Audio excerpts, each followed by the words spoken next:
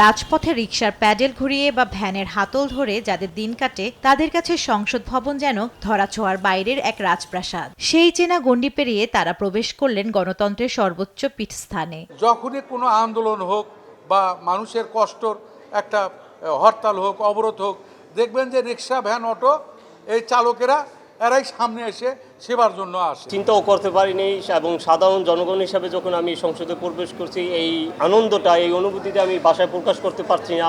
সাধারণ মানুষের জীবনের গল্পগুলো যখন সংসদ সদস্যদের মুখে উঠে আসছিল, তখন গ্যালারিতে বসা এই মেহনতি মানুষদের চোখে মুখে ছিল এক অন্যরকম প্রাপ্তির আনন্দ।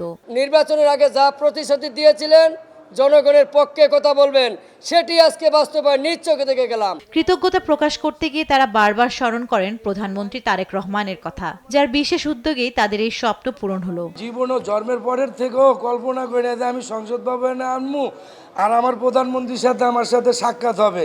সাধারণ মানুষের সঙ্গে প্রশাসনের দূরত্ব কমিয়ে আনা এবং অন্তর্ভুক্তিমূলক রাজনীতির এক উজ্জ্বল দৃষ্টান্ত হয়ে থাকবে আজকের এই দিনটি। প্রতিষ্ঠানগুলো বন্ধ হয়ে গেছে।